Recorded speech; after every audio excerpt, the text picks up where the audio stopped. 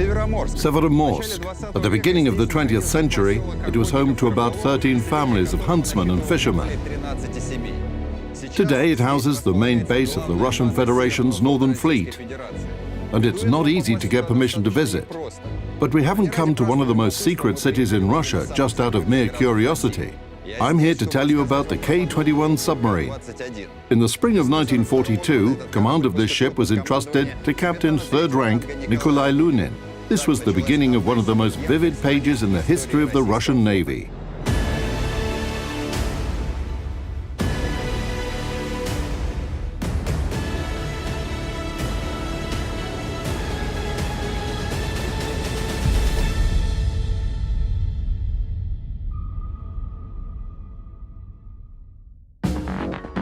The Soviet K-class submarines, nicknamed Katyusha by sailors, were created thanks to efforts of Mikhail Rudnitsky, the chief of the submarine department at the Institute of Naval Shipbuilding. At the beginning of 1935, he presented his own project of a cruiser and fleet submarine to the USSR Naval Command. The specifications of this submarine were so promising that even before the final technical project had been approved, the decision was made to construct a large series of ships of this class. The author of the project, which was sometimes nicknamed Rudnitsky's Cruiser in his honor, managed to create a ship with very extensive and varied combat capabilities that were a perfect match for the Soviet naval doctrine of that time.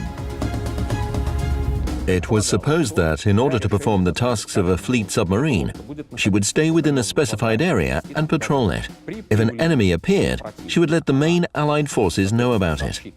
Then, using her advantageous situation, she would be able to deploy mines in the path of the advancing enemy fleet. After the hostiles suffered some losses in this minefield, the sub would carry out a torpedo attack. After this, she would disengage and wait for the enemy to sail away from the quadrant. Thanks to her higher speed, she would then move to another position and re-engage the hostiles there. That's the action algorithm of a fleet submarine.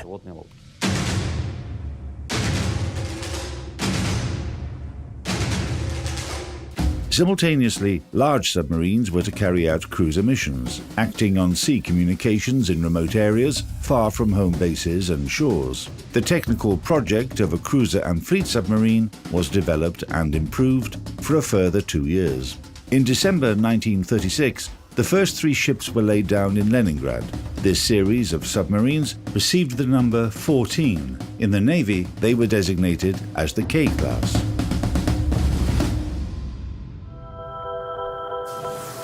Specifications of K-class submarines. Length 97.6 meters. Beam almost 7.5 meters. Mean draft 4 meters. Submerged displacement 2,104 tons. The boat has a double hull. Maximum diameter of the pressure hull 5.3 meters. Thickness of the pressure hull 18 to 22 millimeters.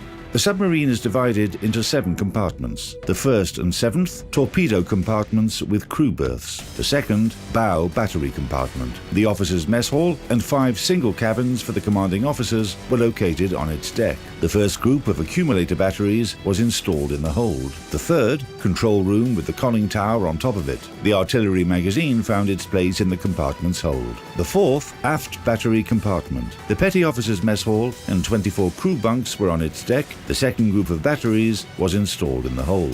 The 5th, diesel compartment. The 6th, electromotive compartment. Armament. 10 533mm torpedo launchers, 6 at the bow and 4 aft, with 2 of them in the superstructure. Ammunition, 24 torpedoes. Artillery armament. 2 100mm B-24PL dual-purpose guns, 2 45mm 21K dual-purpose guns, 2 7.62mm M1 removable machine guns. The boat carried 20 EP ground anchor mines, developed for fleet submarines, which could be deployed with a mining device located underneath the control room. Power plant, 2 diesel engines, 4,200 horsepower each. A diesel generator, 800 horsepower. 2 electric engines, 2,400 horsepower each. 2 groups of accumulator batteries, 240 elements each. Maximum surface speed, 21 knots. Maximum submerged speed 10.3 knots. Submergence depth 80 meters. Maximum depth 100 meters.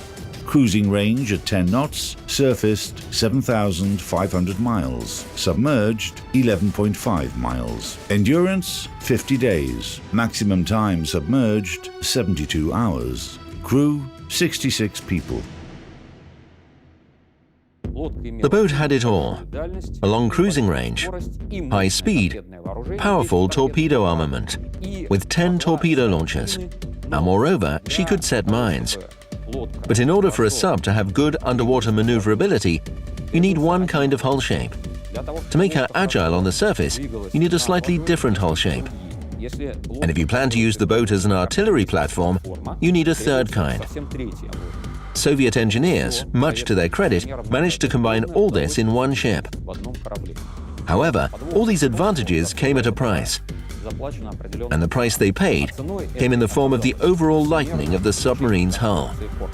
Moreover, when the engineering blueprints were being prepared, errors in the calculations for the metacentric height and boat's load were discovered, which caused stability issues. To fix them, engineers had to remove the gun shields, make the plating of superstructure and conning tower railing out of aluminium, and reduce the thickness of the outer hull to 6 millimeters. The reduction of the outer hull thickness had very negative consequences. Any explosions of depth charges nearby would cause welded seams to crack, watertight fuel tanks would be compromised, and leaking fuel would expose the submarine's position. Even rough seas could be enough to severely damage the hull. For example, after K1 was hit by a force 10 storm, her superstructure shifted to such a degree that it jammed the capstan and bow rudders.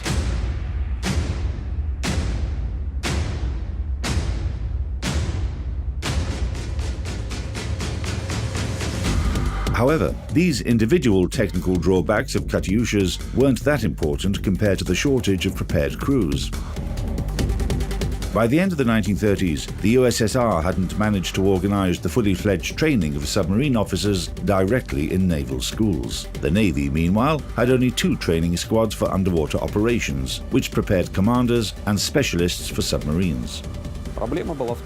The problem was that these schools weren't able to prepare the necessary number of commanders and specialists at the rate at which the shipbuilding industry was producing new submarines. By the summer of 1941, the Soviet submarine fleet included 212 ships, 85 in the Pacific Fleet, 67 in the Baltic Fleet, 44 in the Black Sea Fleet, 16 in the Northern Fleet. 118 of them were either under repair or at different stages of construction. The remaining 94 were complemented with crews that underwent practical training directly on them. The most important thing: a crew required time to master all the machinery. To this end, a training program was developed. The training program for submarines, adopted in 1938, consisted of 21 tasks. Here are some of them.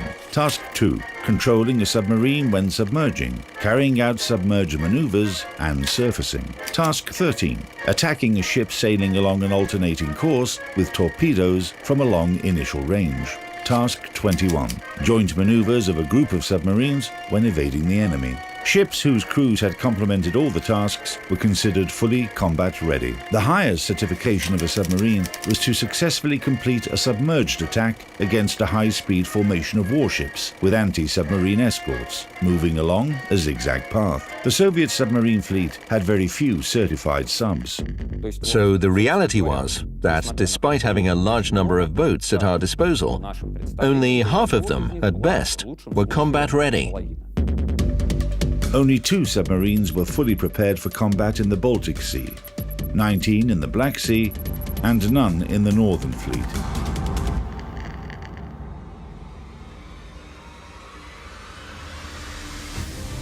On September 17th, K-21 was commissioned into the Northern Fleet, and after very tight and intensive combat training, she went out on her first war patrol. During the autumn of 1941, Katyushas had to adapt to sailing conditions in the northern Arctic waters first of all. The Barents Sea tested the endurance of the ship and her crew on every cruise. It turned out that surface speed was very much dependent on the sea conditions. At force 5 roughness, which is quite characteristic for Arctic latitudes, speed dropped twofold, while during a storm, a submarine could list up to 50 to 55 degrees. To help submarines stay on course and maintain their position, a system of automatic movement stabilization was installed. It was able to adjust both course and depth, and was also called the autopilot. However, the electric motors of this system were too noisy, and sailors would often disable it during missions and switch to manual control.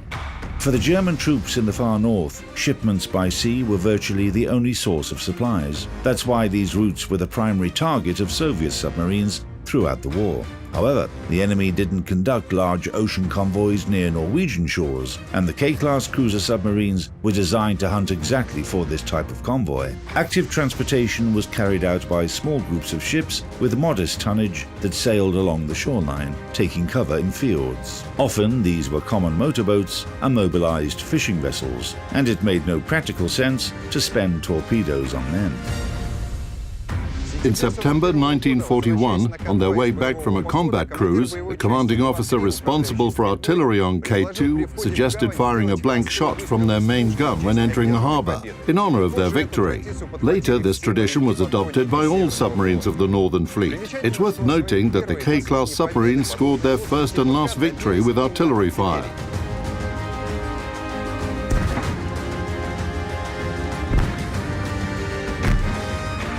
In terms of artillery armament, Katyushas surpassed all Soviet submarines of that time. Their 100mm dual-purpose guns were even sometimes used for anti-aircraft defense at home bases. Of course, these submarines found the main application for their guns at sea and near enemy coasts. The events that occurred at the end of 1941 during a combat cruise of K3, when she was helmed by Lieutenant Commander Malafeyev, presents a very characteristic example of this. On December 3, K3 discovered a small convoy off Hammerfest that included the cargo ship Altkirch and 3 submarine chasers. The Soviet submarine carried out an attack, but failed. All torpedoes missed their targets. Moreover, by firing a salvo, the boat revealed herself and was immediately spotted by the enemy escorts. The Germans set chase to K3 at once, and in just a couple of minutes dropped around 30 depth charges. While evading them, Katyusha hit the ground 3 times and finally laid on the bottom, with all noisy mechanisms disabled. However, the attack continued, and each new series of charges with the correct depth setting could have become the last for K3.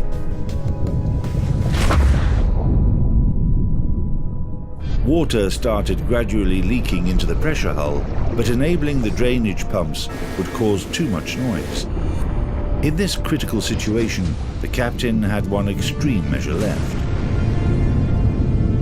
to surface and engage in an artillery battle.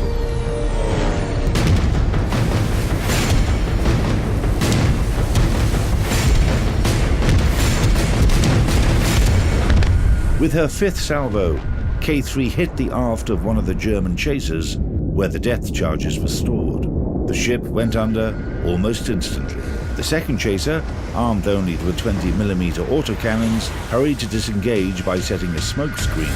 The third ship was too distant, and her salvos fell short of the submarine. K3 disappeared beyond the horizon before the enemy's eyes.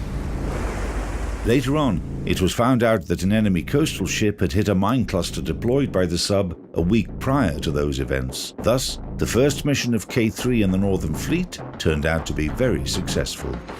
This hatch was used to load anchor mines, which were stored in the hold in mine and ballast tanks. By the way, the submarines of this class proved themselves to be excellent mine layers during the war. More than half of the enemy tonnage they sank was from their mines. But what's most staggering is the audacity of Soviet submariners, who entered narrow Norwegian fjords with unfamiliar fairways on their almost 100-meter-long ships. Often, they were spotted by lookouts on the coast but cool-headedly ignored all of their signals and requests and deployed mine clusters and minefields across enemy communication routes.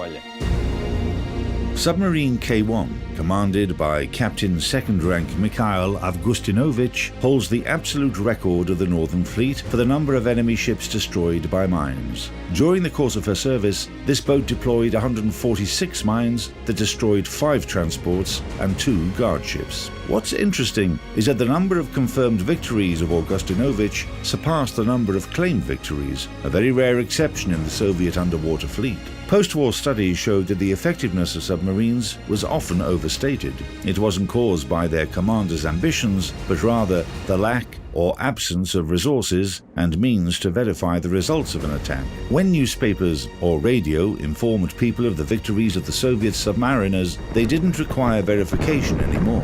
In 1942, when the Red Army suffered a number of crushing defeats on other fronts, the Soviet people badly needed to know that somewhere at least, the enemy was getting successfully hit.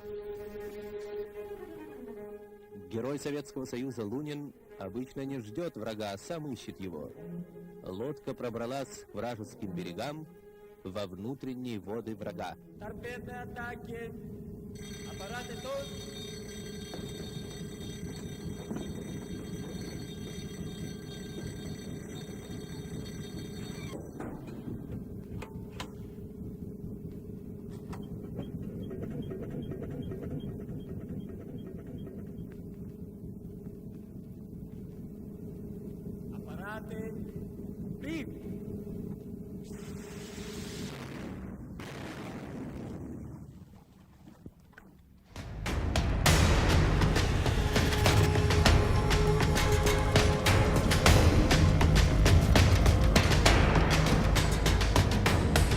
He launched 4 torpedoes at the German task force at battleship Tirpitz.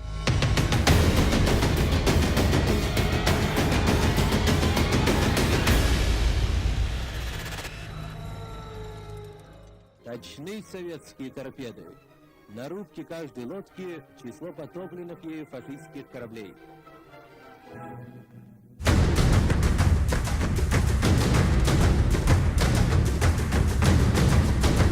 10 spare torpedoes were stored in the forward torpedo room, and 6 more were loaded and ready in the launchers. Initially, submarines of this class weren't equipped with a system that enabled bubble-free torpedo launching, which was a substantial tactical disadvantage. The enemy could detect a salvo fired from a submarine and perform evasive maneuvers. Moreover, by firing several torpedoes underwater, the boat risked disclosing her position.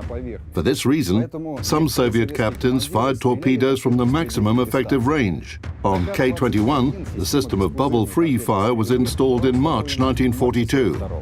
By the way, it was partially Nikolai Lunin's initiative to install the system for bubble-free torpedo launching. He was an experienced submarine officer who had completed 5 war patrols on submarine Shah 421 and carried out 7 torpedo attacks. On March the 4th, he was appointed as K-21's captain. An interesting fact, the order giving him command of K-21 came exactly 1 day after the decree of the Presidium of the Supreme Soviet, which awarded him the title of Hero of the Soviet Union.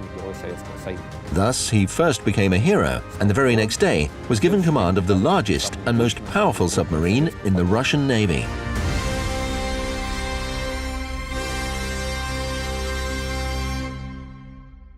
Everything started with submarine cruisers. I mean, a plethora of new things were introduced on ships after World War II, and the first ships to accommodate such novelties were cruiser submarines. Hygiene was improved and more bunks were installed.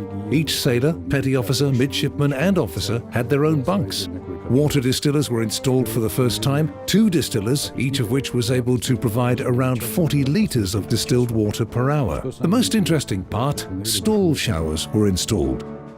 You know, in practice, such things as distilling water, heating water, and everything related to it is just wasted energy. Almost no commander would agree to spend energy on water and potentially spend the resources required for a torpedo attack or the chance to flee from enemy ships after an attack. I mean, from submarine chasers and destroyers. Our grandfathers served on submarines in the north in severe and Spartan conditions. Moreover, the submarines of the time didn't even have any heating. On June the 18th, 1942, K-21 started her fifth raid. For 10 days, the submarine cruised along the northern coastline of Norway, searching for targets. During the night of June 28, Lunin received an order to move to another location close to Cape Nordkin to cover convoy PQ-17. Several days later, the Allies learned that a task force of surface ships, headed by Tirpitz, had set sail. The largest German ship was a highly valuable piece on the board, and by losing this piece, the Kriegsmarine would lose their advantage in the north. Both opposing parties knew that, which was why the German command valued concealment and secrecy most of all while planning their operations. The Allies, in their turn, took all possible measures to detect Tirpitz. In the evening of July 4, convoy PQ-17 received the fatal order to spread out. The German squadron wasn't aware of this and continued along their previous course. By the second half of the next day, the squadron had neared Cape Nordkin. The characteristics of the listening sonar installed on K-21 weren't that impressive, but Lunin was lucky enough to have a good sonar operator. At 16:22 on July the 5th, 1942, he reported to the officer of the watch that he had heard some indistinct noise. The noise was getting louder at a course angle of 30 degrees on their starboard. The commander ordered the sub to turn and extended the periscope several times in order to identify the source of the noise. As the boat continued moving towards them, dim outlines transformed into large ships, escorted by destroyers. Lunin declared a torpedo attack state on K-21. The enemy was following an irregular course. In other words, the ships were moving in formation, an anti-submarine formation. It meant there was a group of destroyers in front of 3 large ships, which were moving in a front formation. The task of the destroyers moving ahead of large ships in a front formation is to detect submarines. Not just detect submarines, but force them to change their course. Either a submarine is detected, or she will try to avoid the collision at periscope depth. Therefore, when a submarine submerges and then surfaces, she will have only one chance to attack, because the ships are moving at high speed.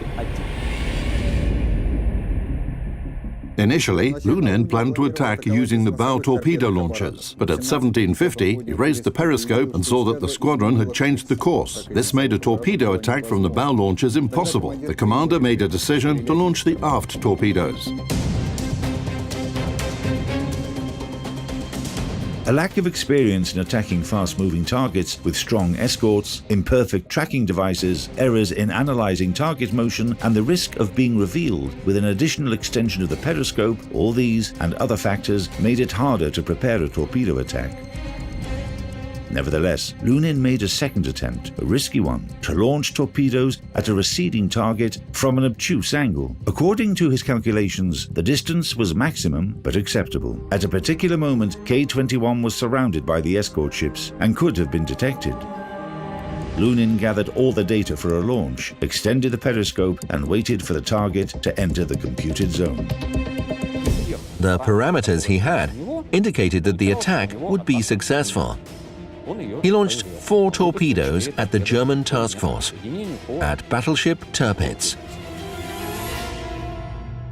Immediately after the torpedo salvo, K-21 submerged to 30 meters and left the attack area at full speed.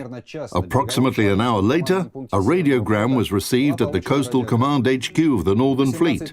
At 1800, latitude 71 degrees 25 north, longitude 23 degrees 40 east, attacked enemy ships comprising battleships Tirpitz and Scheer, and 8 destroyers, attacked battleship Tirpitz, heard 2 blasts, commander of K-21. Meanwhile, in the north, far away from K-21, German aviation and submarines were pillaging convoy PQ-17. Soviet destroyers left the northern fleet bases and aircraft took off from the coastal aerodromes to search for the enemy. The radiogram from Lunin was still being decoded on the coast, which is why nobody knew the exact location of the German task force. Nevertheless, everyone understood that they had to be detected at any cost.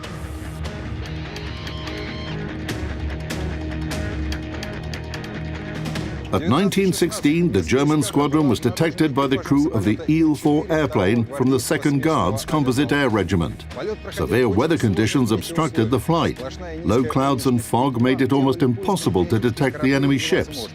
But the persistence of Soviet pilots in fulfilling their mission was rewarded. The pilot noticed a small gap between the clouds, plotted the course in that direction, and found himself right above the enemy forces. The scout immediately sent a message about detecting a German squadron comprising 11 ships and following a course of 65 degrees at a speed of 10 knots. The error in determining the squadron's speed played a crucial part in the coming events. The text of the decoded radiogram from K-21 and data from the reconnaissance aircraft led to the conclusion that the speed of the German squadron had been reduced because one of the ships had received serious damage. It proved that Lunin's attack had been successful. After our British allies received the message about detecting the German task force, they radioed it in such a way that guaranteed the Germans would intercept it.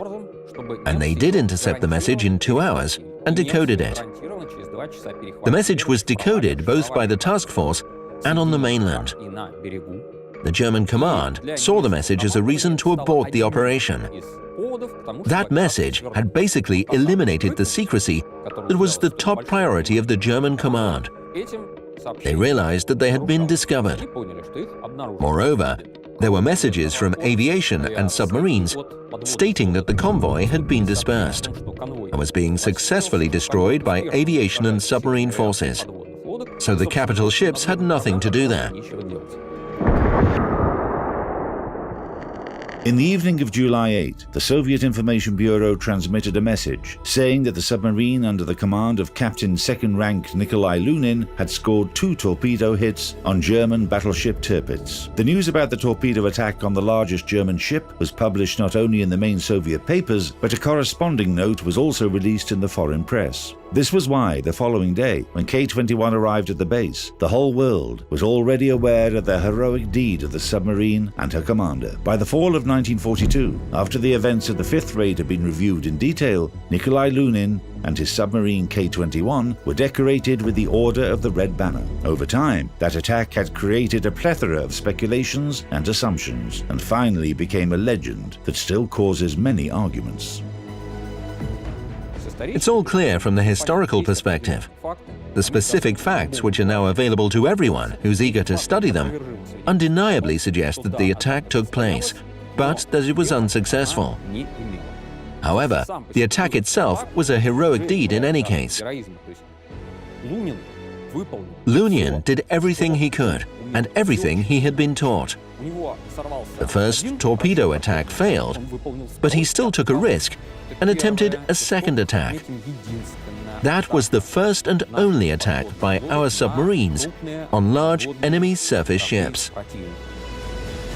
In November 1943, Nikolai Lunin became commander of the 1st Submarine Division of the Northern Fleet. 6 months later, he was sent to the Military Naval Academy. He graduated from the academy after the war ended. Submarine K-21 had 7 more war patrols, primarily for laying mines. At the time of her last raid, the conning tower of the submarine was decorated with the number 17, the number of her victories.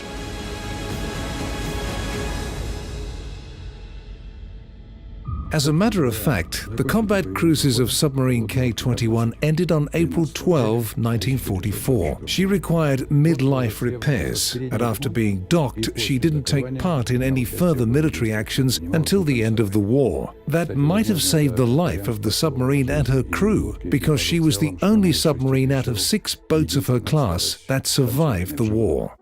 After being decommissioned from the Navy in 1954, K-21 was converted into a training facility where submariners practiced survivability skills. In 1981, the Military Council of the Fleet proposed to make submarine K-21 a memorial to honor all the submariners who had died during the war. 4 compartments were rebuilt as a museum, so just the forward torpedo room, forward battery room, and control room with the conning tower remained almost unchanged.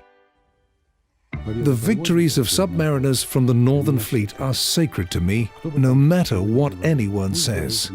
The numbers can be exaggerated or underrated, To my mind, it would be an insult, not only to me, but to the veterans who are no longer here with us, when someone who only read the numbers would say, "Come on, how many ships did you sink?" You say? You just sailed about at sea, and that's it.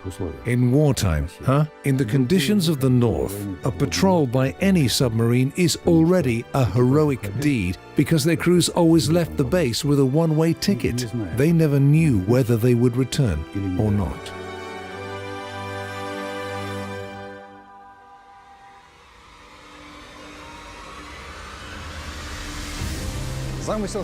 It's not hard to understand the idea of the memorial's creators. A famous warship, the only preserved K-class boat of the Northern Fleet, united with the coast that she once defended. It symbolizes the memories of the heroic deeds of Soviet submariners that are preserved by today's sailors and the connection which unites them.